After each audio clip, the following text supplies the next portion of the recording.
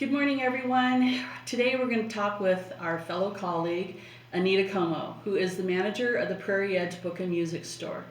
Anita, how long have you been here now? 11 years. 11 years. And you started out in the bookstore. Yes, I did. In the beginning, do you remember who was in charge of the bookstore when you started? Sprague. Donovan Sprague was here. Donovan. And Jeff And Jeff Kearns. Kern. Was it Kern or Kearns? Kern. Kern. Yeah. Either or. Yeah.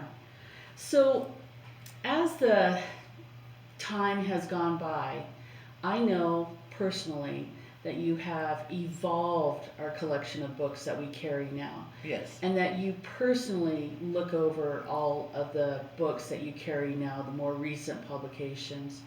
Do you feel like the storytelling is much better? There's more accuracy? I mean, from your... Yes, because there's more and more native authors. Oh, yes. Which is really good. Yes. There's a lot of new children's authors, native authors. I get a lot of books from Heart Drum, Mm-hmm. who is promoted by HarperCollins. Mm-hmm. So they have... And those are publishers. Yeah. And Heart Drum is nothing but native authors. Oh, And fantastic. then, and then there are more and more native authors all over the country. Right, because you don't just carry Lakota stories. No, with children's books, I have books for every nation, just about.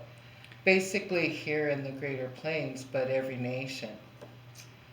That's, yeah. Uh-huh. And then when schools look at their collection of books, they can work with the Prairie Edge Book and Music Store. Yes, they do. They get, we give them a discount. Teachers and schools get a 15% discount. And that's all across the nation. You don't have to just be a Native American school. That's all schools. We've extended a hand to all schools. Because all schools have Native children students. There you go. And I know it's DEI bad, but there are a lot of people, even here in South Dakota, who are surrounded by 9 reservations that don't know about us. Well, and we're still here. That's kind of always been the goal of Prairie Edge, is to extend a hand as far as knowledge. If you want to know the truth of things, if you want to learn the stories, the histories, our Prairie Edge Book and Music Store has always been on board with carrying the stories of the people. Yes. And now, in our more modern times, it's the stories of the people by the people. So, and not to disrespect the past, but some folks in the past, when they would write about the people, they would inflect an almost like magical or not quite brilliant enough, So then, of course, the native authors rose up and said, here are the actual stories. Yes. But, from the perspective of the book and music store, do you feel like your clientele is changing too? And what I mean by that is, like, when I started working here in 1989, there were words and phrases used that were just terrible. And there was a general attitude of, I didn't know there were still Indians. Yes. But now when I deal with people, they seem more educated, more open. Well, I get a lot more questions. Yes. Better questions. And then better questions. Yes. Questions are the way to knowledge. Exactly. So I enjoy answering questions, actually. Yeah, because there really aren't any stupid questions. The only stupid thing would be not to ask the question. And assume. Yeah, and just assume. Uh-huh.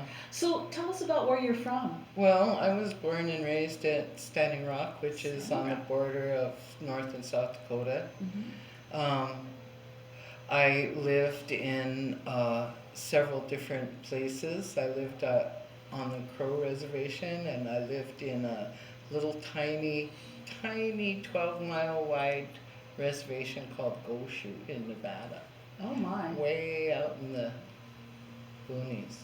And is that, that doesn't pertain to books and music, that was, what was your field then? Well, I was just a tribal cop's wife when we lived on the Oh, Ocean that's Reserve. interesting. Yep, So, a BIA cop. uh-huh, uh-huh, But anyway, I was always interested in books and history and the people.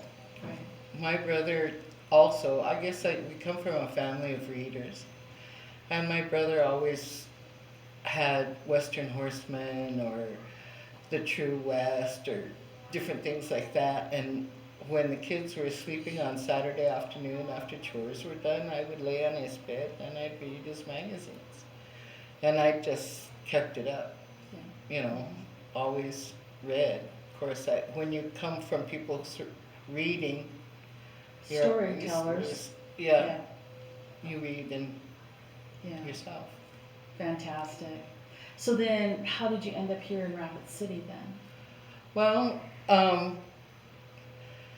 Rapid City was halfway between my daughter Mhm. and home, and there was basically an IHS hospital here, Mhm. and I was diagnosed with rheumatoid, and I wanted someplace nice too, and the weather is better. Yeah, Everything is kind of better here, and it's the homeland, so I came back to Rapid City. to live where your people have Well, always lived. yeah. Yes, yes. So how did you first hear about Prairie Edge? Well, it was funny because um, I was working at Sam's Club, Mm. and we had a big blizzard, Atlas, Atlas, and 2013. Yeah. and I stayed in my car in the Sam's Club parking lot because they wanted us to walk up this hill in 70-mile-an-hour winds, and I refused to do it, and I knew I could stay safer in my car. Yeah. So I stayed there.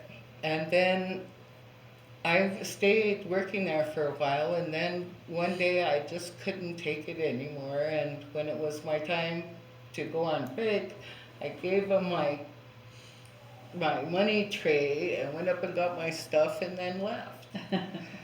And I was out looking for a job, and I came in here with my friend Boone, and she was getting beads and things, and then we stopped and talked to Michael. And he said, "Oh, it's been a year since Atlas." And he said, and Boone said, "Ask her about Atlas." So he said, "Do you want an application?" I said, "Sure." So I filled it out. And then I put down my friend has a reference, and I forgot to put my phone number on there. Oh, so they had to call Boone. Boone to tell me to come in for an interview. Well, and Boone is more than a friend. She's Yeah. a sister friend. Yeah. You know. We Yeah. call them Hookah sisters. Yeah. We've known each other since grade school. Oh, there you go. There's some history. Yes. Yeah. Yeah. So, well, that's fantastic. And then your experiences here at Prairie Edge have been mostly positive. Oh, I love it here. Yeah, mostly uplifting. Uh-huh. Yeah, yeah. Mhm. We moved the bookstore from the mezzanine down to the main floor, making the book and music store even more accessible. So let's talk about music, because even I hear people ask still for the old tried and trues of like Buddy Redbow and you know, why can't I get a Buddy Redbow, and why don't we have, for anybody who's been shopping at Prairie Edge for a long time, they do know that we used to have a huge collection of CDs. We even had cassettes when cassettes were popular, and DVDs. So explain to folks why we don't see that anymore. Well, because of the internet that is so good about everything else, you expand and things keep evolving and moving forward. And so with all the streaming, and they don't even make cars with cassette players or CD players or anything anymore.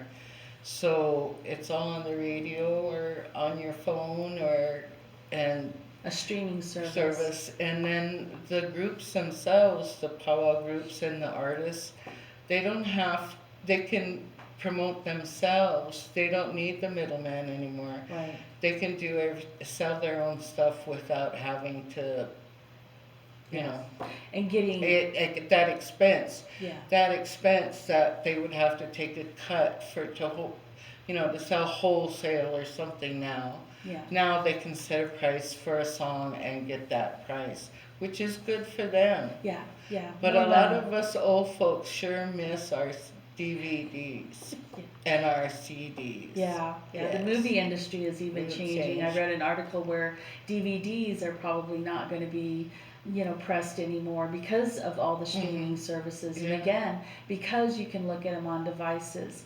And, amongst all of the artists in all of the industries, that's kind of been the complication. Even for authors, I know it's very expensive to uh, publish a book. And if you're a self-published author, it's wildly Wildly expensive. expensive. And if it doesn't hit big right away, you've just put out all of that expense Yes. and not really gotten anything back. It's the same thing with performing artists. When the powwow folks are out there, and they're having to pay a manager, a middleman, press the CD, the artwork, on and on. There are a lot of hands in the pot now versus just them doing their performance, streaming it, and getting more of the lion's share. Sure. So then that way the performing artist is actually able to make a living. And that's been the goal of Prairie Edge too, is to help artists and even our performing artists make a living. Yeah. They have to be able to make a living. So.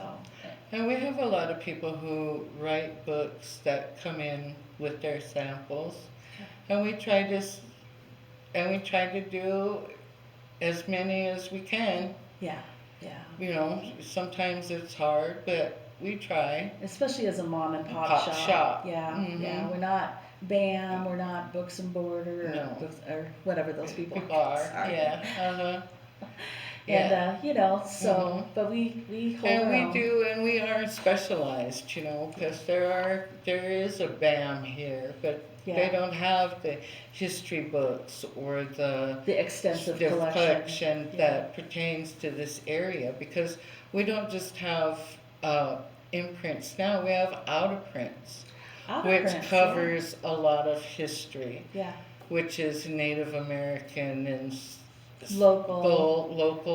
local Western Americana, or Custer books, or railroad books, Black Hills pioneers. And we're always getting offers for new books, and we try to get as many of the both balance again, because we are a mom and pop store.